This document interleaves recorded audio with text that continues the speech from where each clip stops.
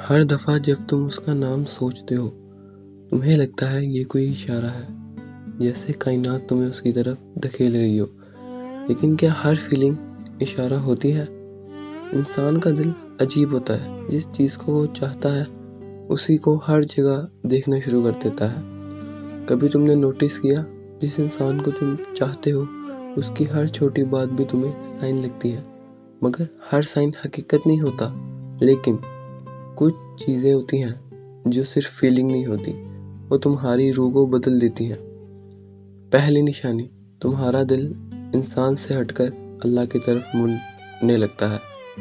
تم اسے چاہتے ہو لیکن تم اللہ کو کھونا نہیں چاہتے۔ دوسری نشانی، تم اس کے لیے پاگل نہیں ہوتے، تم اپنے آپ کو کنٹرول کرتے ہو۔ تم رسپیکٹ کرتے ہو، ڈسٹینس بھی سمجھتے ہو، کیونکہ تمہیں محبت سے زیادہ اس کی عزت پیاری ہوتی ہے۔ تیسری نشانی، تم چیز کرنا چھوڑ دیتے ہو، تم پلان بنانا چھوڑ دیتے ہو اور اللہ کو پلان کرنے دیتے ہو۔ تم کہتے ہو اگر یہ میرے لیے ہے تو مجھے مل کر ہی رہے گی۔ لیکن ایک بات یہاں سمجھ لو، صرف اتنا نہیں کہ اگر نصیب میں ہے تو ملے گا۔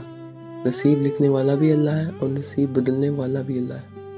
تم یہ بھی کہہ سکتے ہو یا اللہ اگر یہ میرے لیے بہتر نہیں تو اسے میرے لیے بہتر بنا کر دے، اور اگر یہ میرے نصیب میں نہیں تو اسے میرے نصیب میں لکھ دے، کیونکہ اللہ کے لیے مشکل کچھ بھی نہیں۔ وہ دل بھی بدل سکتا ہے اور تقدیر بھی۔ چوتھی نشانی، تمہیں بے چینی نہیں ہوتی، یا ہوتی بھی ہے تو وہ تمہیں توڑتی نہیں، تمہیں سجدے تک لے جاتی ہے۔ پانچویں نشانی، تم ایکسیپٹ کرنے لگتے ہو، مل جائے تو شکر، نہ ملے تو صبر۔ یہ لیول ہر کسی کو نصیب نہیں ہوتا۔ تو اب سمجھ آیا، محبت کا سب سے بڑا سائن اس کا ملنا نہیں ہوتا بلکہ تمہارا بدل جانا ہوتا ہے۔